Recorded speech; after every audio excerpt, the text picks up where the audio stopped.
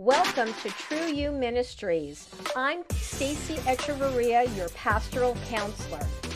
I am a licensed pastoral counselor whose own journey has taught me the importance of having a safe place to discuss the harder issues of life. I'm so grateful that you joined me this week. You can learn more about me and my heartfelt desire to help people much like yourself who may be at a place of pain and confusion by calling me at 626-461-3344. That's 626-461-3344, or feel free to email me at info@trueyouministries.com. Now, sit back, listen, watch, and enjoy the show. And welcome back to part 2. What is the effect of pornography on my child or teen? For those of you that do want to reach out to me for some more information, you can do so at my website at trueyouministries.com. You can call me at 626-461-3344 or email me at info@trueyouministries.com. And when you do reach out to me, please know that I do offer a free 20-minute consultation, and you can sign up for that consultation right from my website. So I'm looking forward to hearing from you and answering any questions that you may have and providing you with the help that you are looking for. So welcome back to part 2 of what is the effect of pornography on my child or teen. And in part 1, I did cover a number of different areas that pornography can affect a child's brain. What I would like to do in part 2 is, number 1, help you identify the signs of pornographic exposure in children, as well as what you can do if you do notice, and then what are some things that you can do to prevent the porn exposure, as well as if they have been exposed, what you can do. So let's get started with, what are the signs of pornographic exposure in children? You need to know what to look for. Withdrawal would be number 1.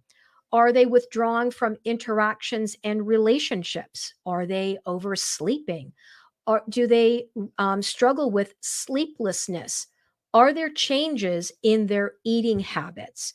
So that's something that you need to be looking for and asking, what's troubling them? Why are they withdrawing? What's going on? Do not be afraid to press in. And, when you do ask your children what's going on, allow them to feel safe in telling you. Create a soft landing place for them so that they could tell you anything.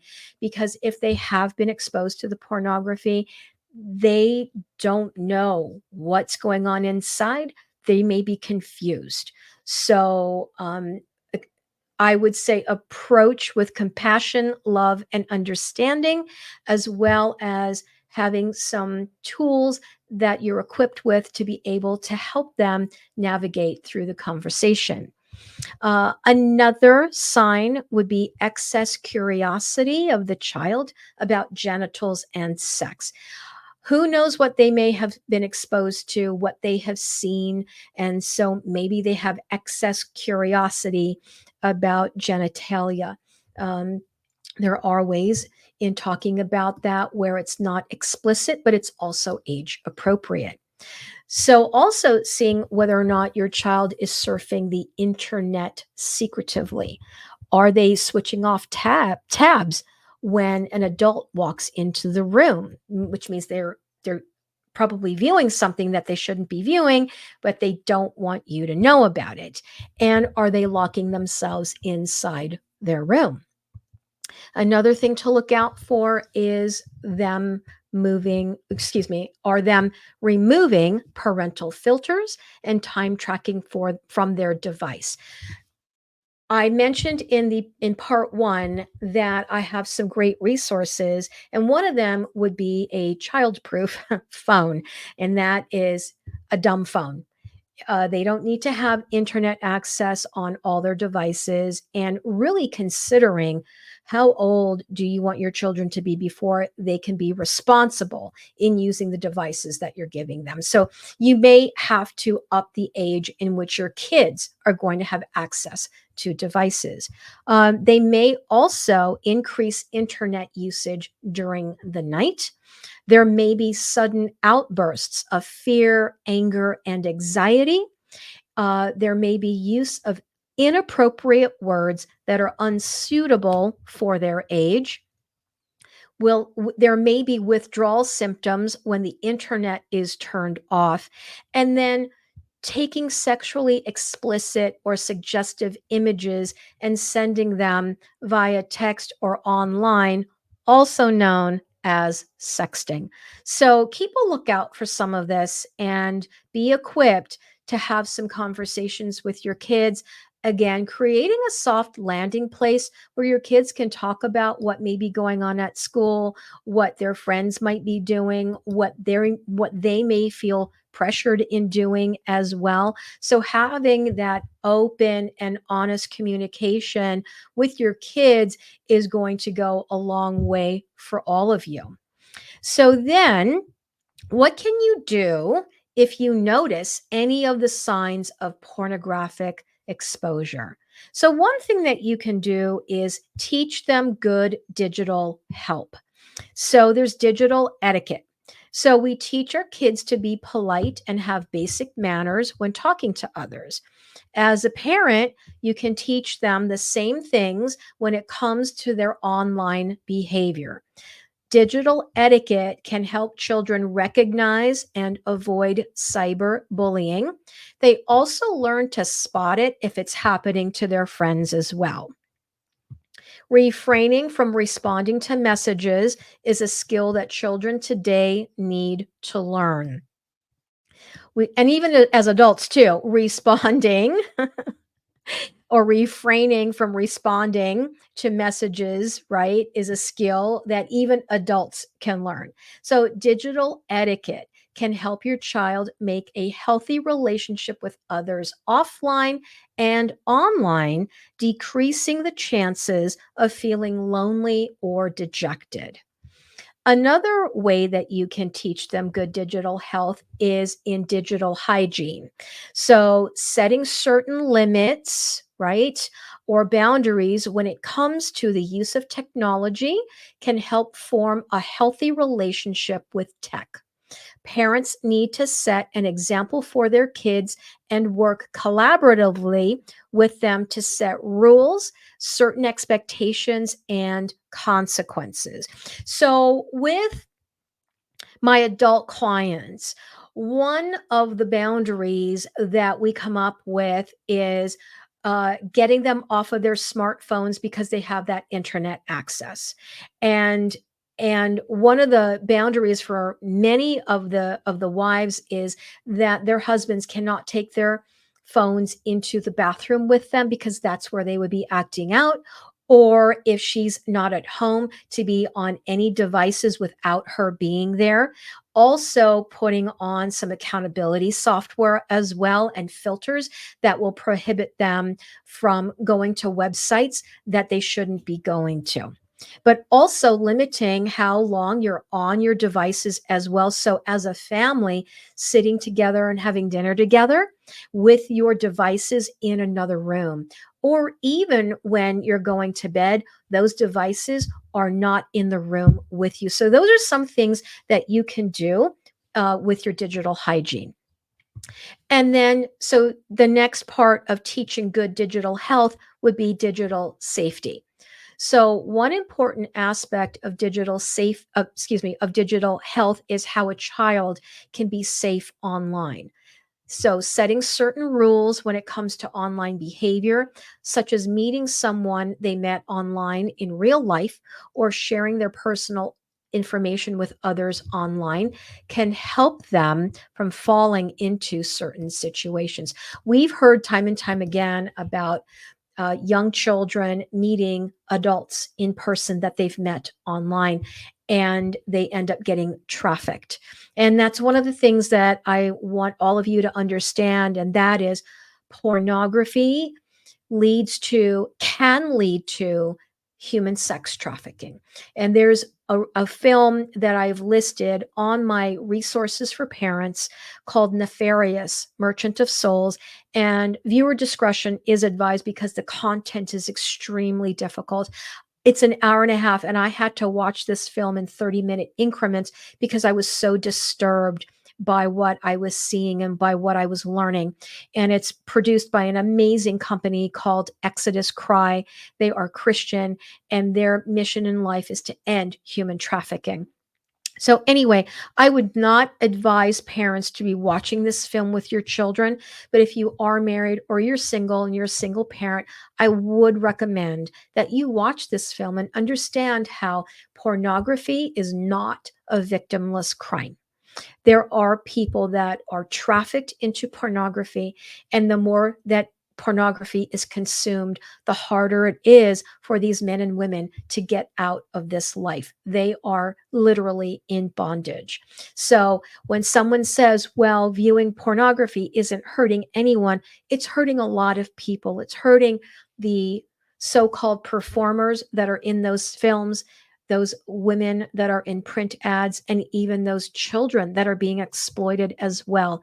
It hurts the individual that's looking and viewing at these images, and it's also hurting their families as well.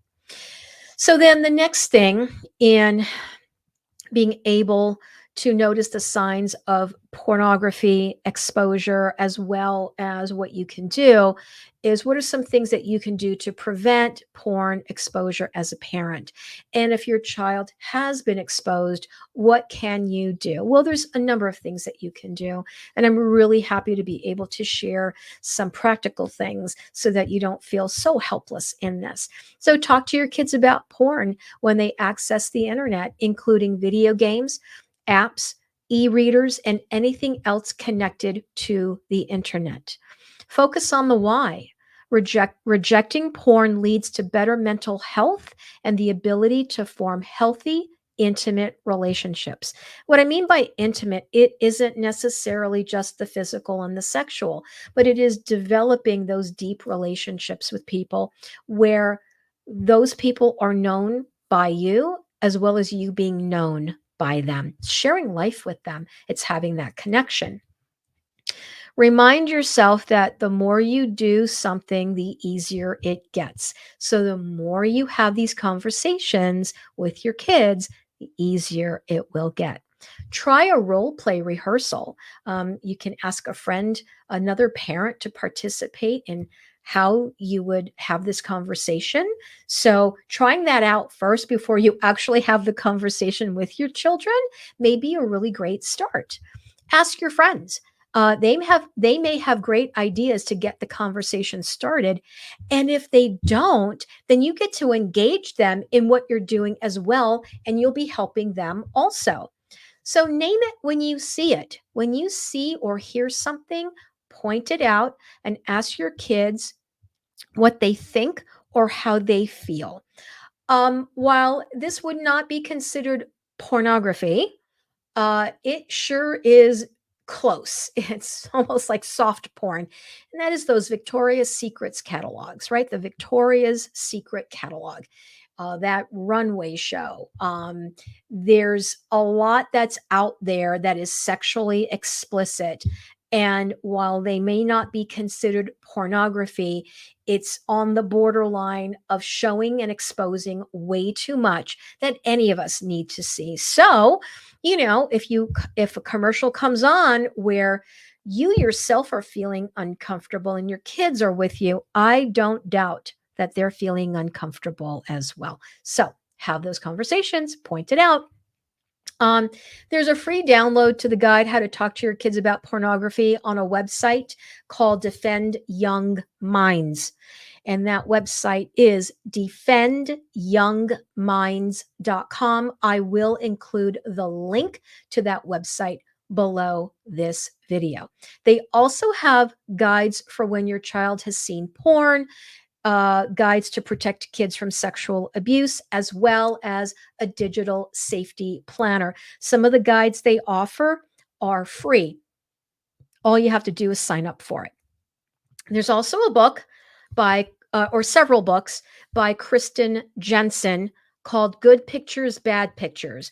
There are books for kids ages 3 to 6. She also has them for older kids. This is a really great way just to, read a book to your children, educating them, getting them prepared, helping them know what to do.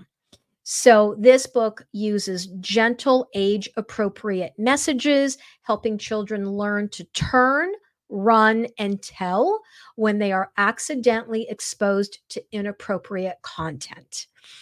Common Sense Media also has scripts for 5 mini conversations with your preteen and teen.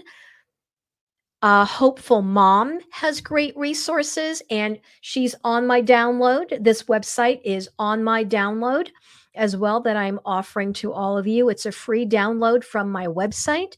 Focus on the Family has parenting resources by age and stage to start having those conversations. And for the parents whose kids have seen porn, going back to Defend Young Minds, they have a guide. My kids saw porn. Now what? I love that they have this resource. Brain Defense Digital Safety Curriculum for Kids 7 to 11. Check them out. And then there's technology protection. There's accountability software. There's a kid safe phone that you can get from Bark, and that's on my free download for parents. Parental control router and advanced internet safety system from Griffin Routers. They actually were at my church about a year and a half ago, along with Protect Young Eyes, which is an app for parents. Chris McKenna is the founder of that. He firmly believes that children should not have internet access or, excuse me, digital devices until they're 18. And I actually agree with him. And I'm like, well, let's just take this a step further. If they're working, they need to pay for their own phone and their phone plan. So anyway, and then learn how to block porn on their devices. This is all really great resources for you to be able to protect your kids, protect your household. And I'm so grateful that there is so much more available to prevent your children from being exposed to porn, as well as what you can do when they have been exposed. Now, I again will share the link to my free download for parents called Resources for Parents. And please share them with everyone that you know. Get the word out. All right. Well, this concludes part 2. Thank you so much for listening and for viewing. And again, for those of you that may be struggling with this sex addiction, porn addiction, masturbation, escalated addiction, please reach out to me. I can be reached at 626-461-3344, or you can email me at info@trueyouministries.com, or you can go to my website at trueyouministries.com, and you can click on my free consultation button and schedule a 20-minute consultation with me. And if you are struggling and you do not know the Lord today, and you've been at a loss as to how do you get out of this prison that you've been in for a really long time, or even for a short period of time, say yes to the Lord. He will not condemn you. He will not judge you. He is waiting with open arms to help you break free from the bondage that you're in today. Thank you all so much for watching and listening, and may God bless you. You've been listening to True You Ministries with me, Stacy Echeverria, your pastoral counselor. I'm a licensed pastoral counselor whose own journey has taught me the importance of having a safe place to discuss the harder issues of life. You can learn more about me and my heartfelt desire to help people, much like yourself, who may be at a place of pain and confusion by calling me at 626-461-3344. That's 626-461-3344, or feel free to email me at info@trueyouministries.com. That email, once again, is info@trueyouministries.com. Thank you so much for tuning in today, and may God richly bless you.